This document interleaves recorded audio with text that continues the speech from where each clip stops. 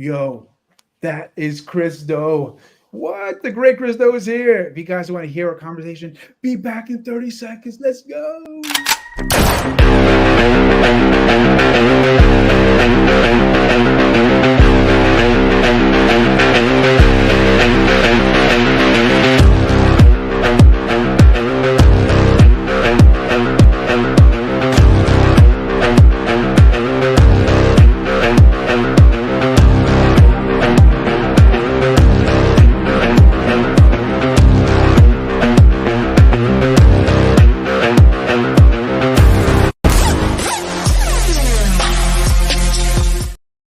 We are live.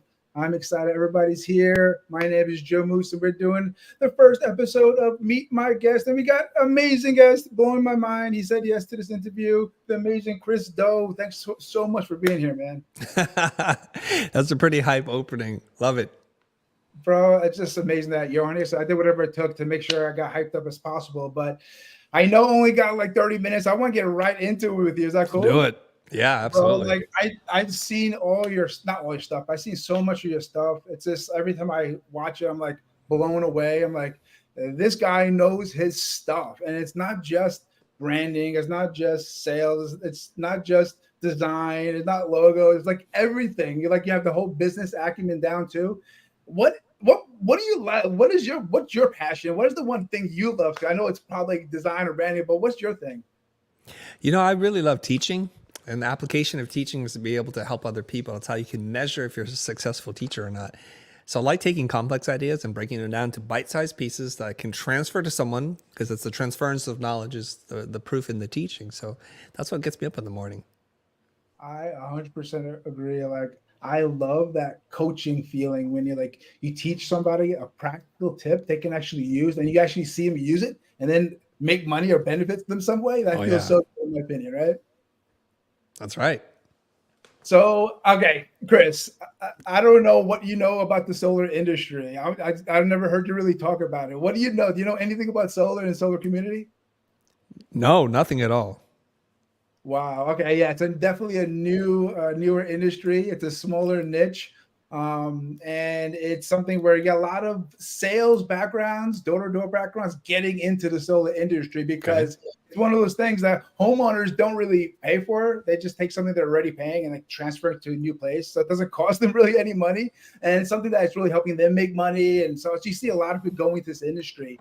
But big part of being a sales pro is like branding yourself. It's not just working for a company, it's becoming your own independent contractor. So like, what are some tips? Like, how do these solar pros out there who really want to brand themselves, like, what are some practical things you would say you were helping out with? Mm. Is there anything in particular that they're struggling with or a goal that we're trying to achieve here besides say, what do you need to do to brand yourself? Because that's a long conversation. Yeah, so it's more like that they're focused on selling for a company, and then when they're moving from company, they don't have their own presence online, social media. So just they're focused on just presenting themselves and not just the company. Okay. I think the first thing you need to do is to get known. That's the number one game. People hire who they know, like, and trust. So before they can like you, before they can trust you, you get to get known. So when you work under the umbrella of another company, they understand the company. Like we know that Time Warner comes in and services or cable, but we don't know Bob, the person who comes and fixes stuff. It's because Bob has no presence, he has no identity. And you have to do that on your own. The best way I know how to do that is to educate people, teach them something that you know. Perhaps there's like maybe 5 scams you need to understand about how solar works, or 4 things you didn't know about how solar energy is produced. Give me some information, and this should come from a genuine place, the desire to help other people. And when you do that enough, then all of a sudden they're going to associate this positive feeling with your face and with your name. I love that. And Brent Attaway is watching along, and he was saying that lead generation, like that's the number one goal for reps, right? Like branding yourself is a way to get more leads. But like social media for me, that's one of the things I train on is utilizing Facebook groups to build communities, build relationships, and then build referral networks. What are some tips you do to help build your own referral networks or ways for people to get leads besides just buying leads, like some social media tips? Mm. Well, I believe in taking a longer term strategy in terms of building relationships. And I want to look at it as relationships, less as leads. Leads are a byproduct of you creating value for other people, either entertaining them or inspiring them or educating them or something. That's how you're going to build these genuine relationships. Now, I've been in the content game and I look at it as content. I didn't know it was the thing. It's referred to as content marketing. I've been doing this for 9 years. And the relationships and the doors that have opened up to me during this 9-year period continue to blow my mind. And I'll give you a really quick example. Instead of looking for leads, I'm looking to build relationships. And today I'm able to speak to and have relationships with authors where I used to read their books. I'm like, this is amazing. I love the ideas contained in this. And now we're texting each other, we're calling each other, there's mutual respect. And you get that not by trying to sell product, but by trying to be of value. So let's just say you're not an expert yourself. What you could do is you can interview a thought leader, someone who you admire, and shine a light on them.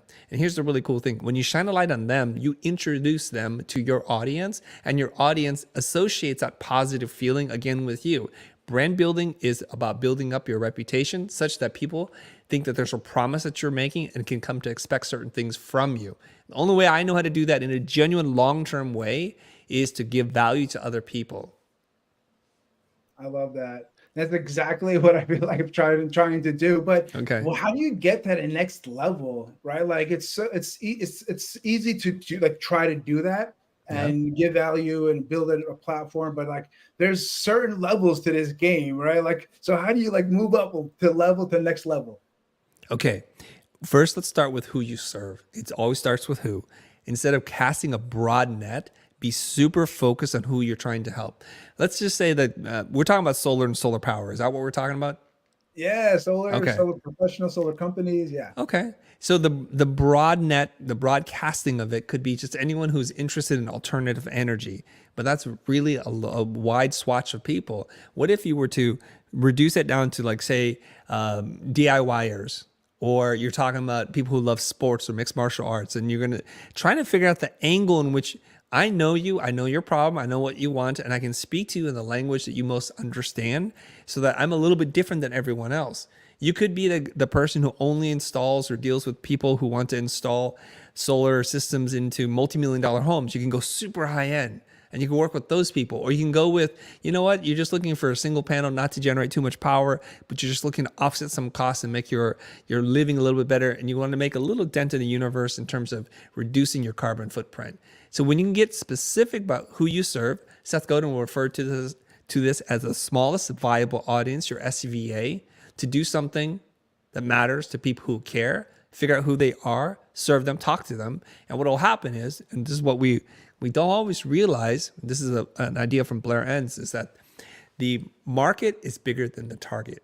So what you want to do is you focus on the target and you're going to catch the people around the edges. But when you try to aim too broadly, you speak to no one and no one cares. So figure out who these people are and what problems are they trying to solve. What are they trying to do? Reduce the bill, feel better about their footprint, set an example for their neighbors. What are they trying to do? If you can figure out that problem, you can create solutions for them. And that's how you can get your content and your marketing to the next level. I love that. You're so inspirational, and this is something you've been doing obviously for years. Have you always been like right from the beginning, just knew exactly what to say and have these right answers and motivate people? Or did like this take time over the years to get to where you are? Obviously, it took time, but like how fast did it get there? And what did it do? What did it take you? It takes a really long time, especially for someone like me. I'm socially very awkward, still am. I'm an introvert. I prefer to listen rather than speak. And so it took a long time for to convince myself this is something I should do. I needed the help of someone to push me past that point of like overthinking. And then I remember pretty distinctly, I think it was a couple of years into content creation, I was like watching a video with this guy named Gary Vaynerchuk. And he was speaking, I think at USC, and his ability to put ideas together, string complex concepts together off the top of his head, and to be able to cite names and reference people and pull stats and data. I was like, I could never do that. That's so amazing. And then here I am. Now this is what people say about me. So I just want to send this message backwards in time to the the younger version of myself, in this case, the younger version of you, and say, you know what?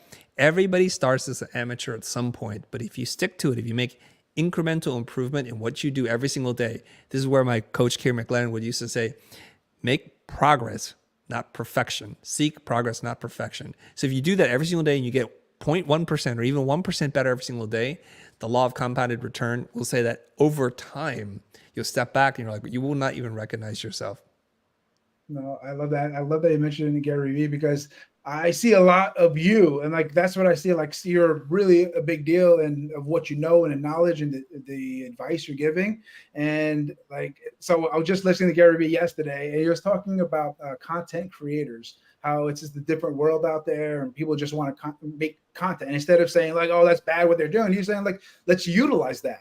Let's utilize that they want to make content. So what do you have some ideas of like ways to like utilize content creators, maybe even in the solar industry, but in sales or in other aspects that we're not really thinking about right now? When you say utilize content creators, what do you mean? Okay, so like for example, there's the door knockers in the solar industry, right? Okay.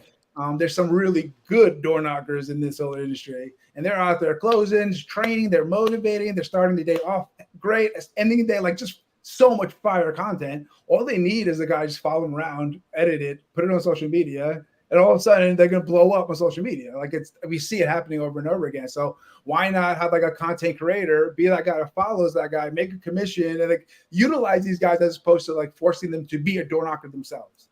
Oh, I see what you're saying. So you're talking about strengths and collaboration and partnerships, and this is what we can do.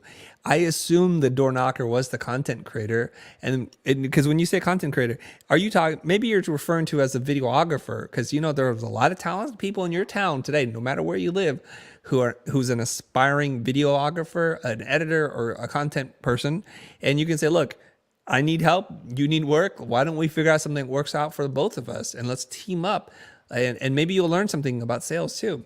I don't know if you've seen these kinds of videos, Joe, but there are people who go out and they find overgrown, unkept lawns and they knock on the door, and it's really interesting pieces of content. And you can tell that somebody's filming this, but they're kind of far away. It's very voyeuristic, right?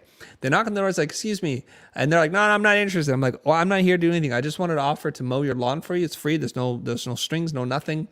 And it's a very different business model here. So then most of the times the person reluctantly agrees and they close the door and they don't do anything because they're very suspicious. You know, when somebody comes knocking at your door, we're pretty suspicious.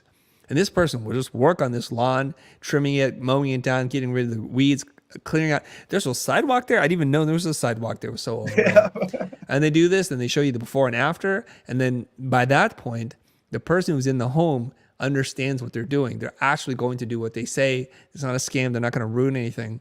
And they're actually quite thankful and appreciative. Now, this person who makes the content gets tons of views or are able to parlay that into followers and then ultimately brand deals and brings awareness to their lawn mowing or lawn keeping business so that they don't need to make the money. If you think about it, mowing someone's lawn, that might cost you $30. It might cost you $200, but it's not going to cost that much. The amount of revenue they can generate in eyeballs and attention garnered is worth way more than the $30 to the $100 that you're going to get paid to mow the lawn. New business models emerge every single day. That's one way to use it. So that sounds like you don't even need a videographer, right? Like, he just did that himself with his camera, and like pretty much need a person following you around, right? Yeah. So that's pretty advice for a one-man show, right? Like, if you don't need anybody, just figure out a way to make content in a creative way, and it may cost you a few bucks, but in the long run, it's going to give you a lot of eyeballs, which is going to build your brand. That's right. How long does it take though? Like, I can't build my brand forever, Chris. I need to make some money. So like, is this something you wait for a long time, or can you make it like right off the bat? Like that guy, is he making money somehow right away? Yeah, I can't answer that person specifically because I don't investigate the business model aspect, but I can just see it from a metrics point of view. Yeah. And if I map it down to like dollars per thousands of views, he's probably doing okay. And there's a reason why people are able to do this. So what I want everyone to do is to take the long view. I think in the short term, we have to make revenue and we have to generate money right away. And so we'll do things that lead to us generating some money, but we're not doing any long-term brand building in terms of value. So it's a combination and a balance of these two things. You have to run your primary business, and then you have to start working on your content, building up your brand. So you got to have a sustainable business that pays you so that you can invest in this thing. And the more you can invest in this thing without going bankrupt, the bigger and stronger your brand's going to be. I'll give you an example. There's a fast casual restaurant that I go to often because I'm a pretty habitual person. And then one day, after years of making content, I'm at the counter and the person at the counter looks at me and he's like, wait a minute, do I know you? I'm like, I don't know. I come here a lot. He goes, no, I don't mean like that. I mean, like, I've seen you somewhere, right? I'm like, I don't know.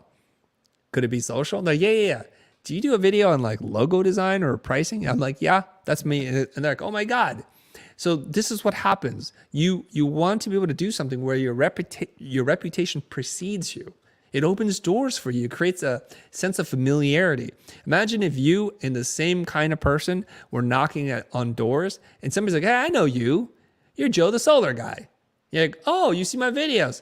What kind of warm reception do you get versus like a rando knocking at the door? You see? So we have to think of it differently. This is not marketing. It's not advertising. It's just long-term reputation building. So the longer you can play this game, the better off you're going to be. And if you're looking for a short return, there's probably performance marketing, direct marketing things that you can learn. I'm not here to teach you those things. And I think you mentioned it already, but maybe I just want to hear it again. But like, Okay. so solar is a very small niche, right? So if you're making content for just solar, you're not going to get huge views. It's just not going to happen, right? If you want to get large views, you have to get more general and do that TikTok stuff and get things that are going to just hit harder. What's more important? Is it more hitting that solar industry, making sure they hear your content, or is it better to get that large? I know you hit a little bit, but I want to kind of make sure I heard it right. We get that larger audience. Yeah, I'm not sure I accept your assumption that solar is not going to be hot and doesn't have a lot of appeal, because you would not think that mowing lawns is a hot topic. That's true. Right? Or people who make sandwiches in the middle of the night, or whatever the weird genres and niches are. And here's what I think. Why is social media so pervasive and so popular these days? It's because people who write programs for mass audiences like Law and Order or Cheers, those TV shows that people watch, it has a broad appeal. But what we're realizing is if you had a group of 100,000 people interested in one kind of thing, you can actually make a pretty good living doing that. Kevin Kelly writes about this. You only need 1,000 true fans to make it in America, to make $100,000. 1,000 true fans. So you can do that. So when it gets back to this idea, like, I don't know. I don't accept that there's a niche that's just way too like a subgenre that no one's interested in. And if there is, then you just make a small tweak. But you should lean into your expertise, your passion, your purpose. That's what's going to get people to tune in. And at first you make content, it may not hit. It's because maybe the delivery or the information you're communicating isn't interesting to people. This is where you can learn a lot from how other content creators make content and say like, oh, I'm really interested in that. That's funny. I watch it and actually I watch it 3 times. Why?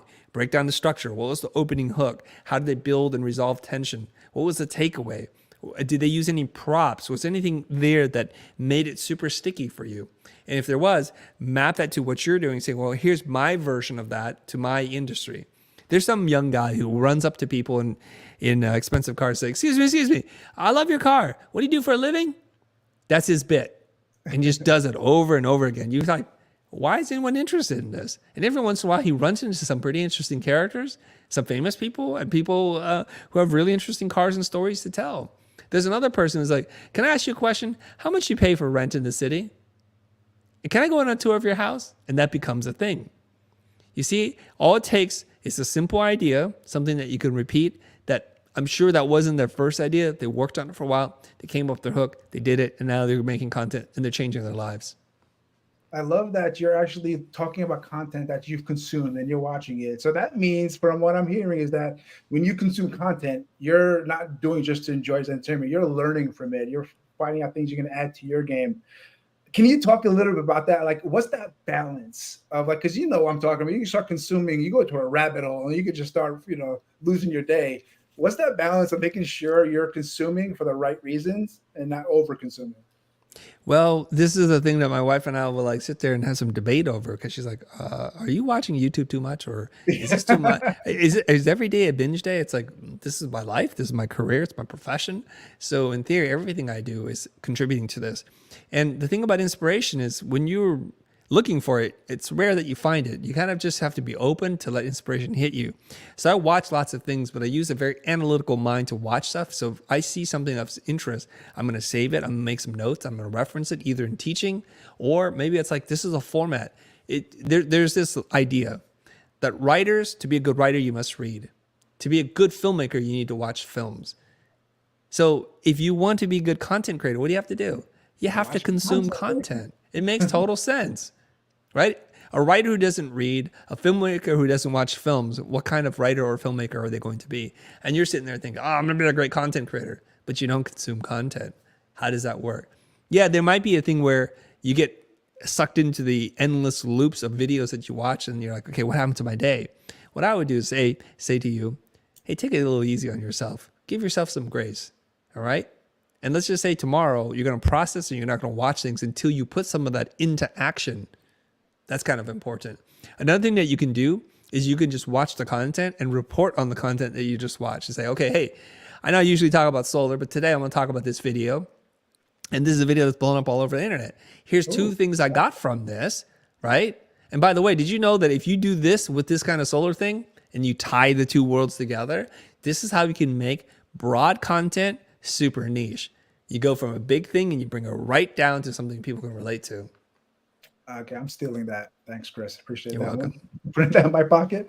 So, like, you're a huge deal. You have almost 2 million subscribers, a million Instagram, 500,000. Like, it's not just saying how great your numbers are, but like, it takes work. That's not just easy. It doesn't come out on its own. It takes a lot of work, and I'm sure you have like a team. Like, do you have like a team that's behind you, that's working your social media and doing everything with you? How many people's in it? What do you need to really run all that? Yes, I do have a team of about 12 people. Now, they're not all involved in content. My content team, as of today, is roughly 3.5 people. Okay. So there's a writer. Her name is Carly. She writes for me. She started working with me earlier this year. So she's been writing scripts and little ideas for me. And I've recorded a few videos with her writing. I have 2 independent contractors, Mo and Drago, who do the video editing and production part. Some of them are stepping up and they're interviewing me now and using the interviews as the content itself. So they're not just editing. I've seen that, Yes. yeah. So that's with Mo. But in terms of like who writes my content on my Instagram feed, that's me. Who posts for me on LinkedIn, that would be me. Who's responding on all those things, that would be me. And I'm still the guy who's recording videos and sending to the team and saying, hey, here's a video, please cut it up, figure out ways to distribute it. I would check in on the thumbnails and the titles, and that's still me. Because I enjoy doing that. That's what I was going to ask you. Is because you enjoy it? Because you have to stay down to the street and hear what's going on. Like, is there a Yes, real reason for 100%. it? Yeah, I enjoy it. But plus, how do you know if your content's any good if you don't read the comments that are coming in? How do you know? Is it hitting, or are you confusing? Or, hey, that did really work because they're getting exactly what I'm putting out there. So it's a way for you to stay connected to your audience, your community. And I also like tell people, don't post and ghost. You know, it's not a hit and run situation. Make something and then stick around and see like what people say. Give them a chance to interact with you. Be a little bit more accessible than the next person, and they're going to form a real connection with you. Yeah, I love that. I try to give the same advice. You're just way more eloquent than I am. Like, I don't so know about that. I can tell you that for sure. It's like I can see you know your social media stuff. You're in there, in comments, you're posting, I'm in you're in there yourself. So like, what is your favorite? Like, what's the difference, and why do you choose one over the other? If you could answer that. Like one platform over the other? Yeah, like Instagram versus LinkedIn versus TikTok. Yeah, I like social platforms that look out for their creators to figure out how they can serve them. So it's a mutually beneficial relationship. I really got my start on YouTube. So forever, I feel like YouTube and my heart are going to be connected. And YouTube has a lot of things that they do that a lot of people aren't aware of. How many social platforms send you a plaque for an achievement? How many social platforms assign a manager to help you grow your channel? And how many of them produce conferences where they gather you together, they pay for everything so that you can learn from each other? I think that's just one. It's called YouTube. Who's been paying creators since the beginning? YouTube. And they keep working on these things. And so that's why I like YouTube a lot. They're not so much a social platform as they are a content delivery platform. Because for me, the definition of a social platform is that you can share the content with other people on the platform itself. So there's no way to do that on YouTube. You watch and you have to use another tool, a real social platform, to share that video. Otherwise, the algorithm just has to figure it out. The thing I also love about YouTube is it's got long form content that's evergreen. So if you produce a video that's a really good video, that's of high value, that doesn't age, it can live, I think, forever. We have videos that sometimes takes a year to take off. And most social platforms, you look at the half-life of each post. So if you look on Twitter, it's very short. On TikTok, very short. Snap, it's even shorter. And so if your content doesn't hit in that window, it's kind of dead and you have to do it again and again. But I don't have to do that with YouTube. All I have to do is produce a good video, clean editing, put a nice title and a thumbnail on it, and just let it sit. It will find its audience because the algorithm of the search engine is that good. Now, it may be displaced by somebody else, but that's how it's working. Now, something interesting has been happening with different social platforms. They realize the platform's nothing without creators. So they're doing everything they can to attract creators by either doing exclusive deals, giving them a ton of money to lure them from one platform to the other. And they're also starting to monetize. But it's like, hey, y'all, YouTube's been doing this for years. You're only doing this now out of self-preservation versus the goodness of your heart. I don't like that. No, I love that. There's a question in here. I only have a couple of minutes with you. I don't want it to take too much of your time here, so I want to ask Corey real quick. So this is Cassidy Dennis. He wants to know, what are ways you come up with new ideas to combine entertainment with education? I love that question. Okay. There's the formula that I use. It's like a triangle. If I had a whiteboard here, I'd show you the triangle, okay? One thing is you're talking about utility, something that the audience finds to be useful. You think of utility as it's entertaining, it's inspirational, it's educational. Number two is your expertise. Like, what are you good at? What do you know something about? What did you go to school or what did you train for? The last one is T for trend. What is trending right now? What is topical? What are people talking about? So I'll give you an example. There's a war in Ukraine. So where everybody's interested in Ukraine for a little bit, now it's not so hot, but there's a war in Ukraine. And this person's really interested in mixed martial arts. So the video that they produced was fighters who are going to be canceled or can no longer fight in the UFC because of ties with Russia. So they took a popular idea and a concept, Ukraine, that's what people are searching for, and they bring it together, they cross that bridge and they pull it over to their level of expertise, and then they try to figure out some way to make it useful to you. I didn't know these fighters were Russian. I didn't know they're going to be banned. I didn't know they're going to be prohibited from fighting. That's kind of a cool way to look at it. So you have to look for things that people are interested in and find that connection between what it is that you're doing, what you're geeking out over, and pull those two worlds together. Last example I'll give you is I am big on personal branding. Of course, you talked to me about it at the very beginning. And I think there's something interesting about this world that I love so much, comic books, fiction, and narrative. And I'm trying to find the connection between these two things. Here's one thing I'll share with you. One thing that we all struggle with is how to show up on social media as our true, authentic self. Carl Jung, the psychologist, talks about us using the ego to regulate between our shadow self, our true dark self, the self that we're afraid to show to the world, and our persona, how we show up to the world to be accepted. You know this, everybody's fake. There's songs about it. Less of that Photoshop life, right? So we keep showing up with filters, we highlight, we curate only the very best. We never talk about the negative things. Super toxic environment. I call it toxic for TikTok. It's a very toxic environment, right? So we're just shining the light on the good, the beautiful stuff. And people start thinking this is real, especially young people. Highest rates of depression and suicide, okay? So what I want to encourage people is to show up as themselves. I'm going to bridge this now to comics. If you look at the comic book characters or characters in fiction, the most endearing ones have a really tough start in life. Now, there's a handful of characters. Let's look at them, okay? There's this character, his name is Kal-El. He's from the planet Krypton. Now, not only does he lose his parents, he loses an entire civilization. His entire race is wiped out. His home planet is blown up to a gazillion pieces. He's shot across space and lands in like Kansas, I think. And he's adopted. He's literally an alien, a one of one on a planet. That's his origin. Look at Bruce Wayne. His parents were killed. Son of a billionaire, killed. Haunts him for the rest of his life. Orphan. There's this character. His name is Matthew Murdock. He's also known as Daredevil. His mom was a nun. Gave him up to an orphanage. You see, over and over again, you're going to see characters who are orphaned, who've had really traumatic beginnings in their life. And we love them more because of this, because we can relate. The hero without a traumatic beginning is just a brat. It's a silver spoon kid. And we like to see that struggle because in some way we see ourselves in the struggle.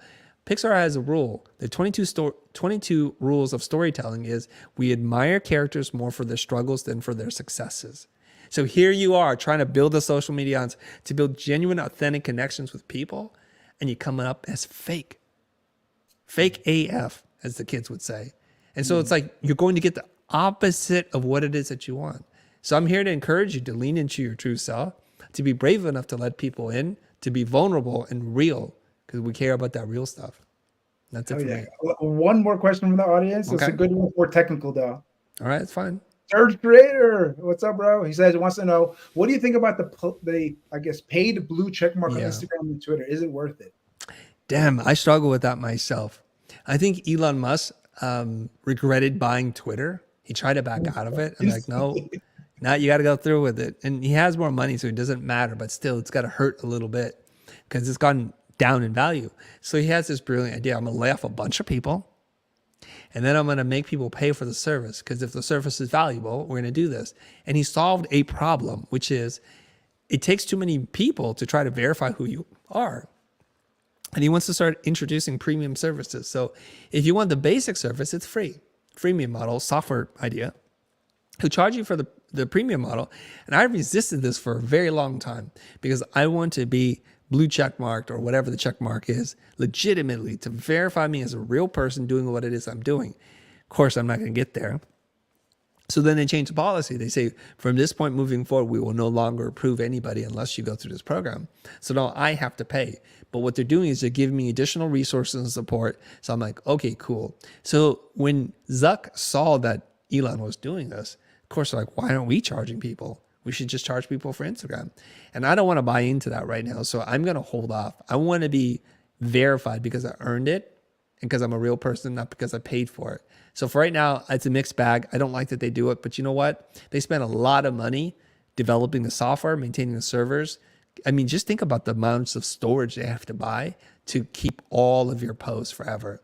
Like I pay a little bit of money for Apple to store my files. Could you imagine what YouTube's bill is just for like maintaining drive space, redundancy, electricity, the IT team, the security, and everything they have to do? I guess it's worth some money. So if we like it, we pay for it. If we don't worry about it. That's a good point. My brother's a videographer, and he's like, every event it takes a hard drive, and like, all right, what do you want to do with this? All this, stuff to do. All the data, the media, everything costs money. Yeah. We have a policy back when I used to do design service work. I would tell clients, after the project delivers, we will hold your files for 4 months. After that, it's gone. So if you want us to archive it for you and to save it, you must pay us a fee so that we are going to maintain this. Because what I'm doing is I'm holding all the liability with no reward. You can't call me up 3 years later and say, hey, where's that project file? I'm like, I don't know where that project file is. And I don't want to be responsible for that. We gave you what you needed. We've moved on. And I don't want to be responsible for taking too long. You gave me your time. I really appreciate you doing it. Why did you want to do it? Like, I'm really excited about hearing you speak and getting more of the audience to know who you are, because like they need to. It's amazing. But why did you do this for us? This is an amazing opportunity for myself and the solar community to hear from you. I think you came in with the right pitch at the right time. I had a window of time, and I'm not always available, but you're like, hey, I'm in the solar space, and our audience and community would love to hear from you. And I'm like, that's not a space I've been before, so let's try that. I love that. So last thoughts, anything you want to leave off with? And what's the best place for everybody to connect with you? Okay, I'm on most social platforms, YouTube, Instagram, LinkedIn, Twitter. You can find me at the Chris Doe. Last name is Doe, just like the way it's on that screen. It's over there. Boom. There it is. There it is, right there. See? At the Chris Doe. At the Chris Doe, you are amazing. I am still dreaming that you actually did this. I had a blast doing it. Really appreciate you. Really love to collaborate you somehow in the future. You're the man. Thanks, Joe. Later.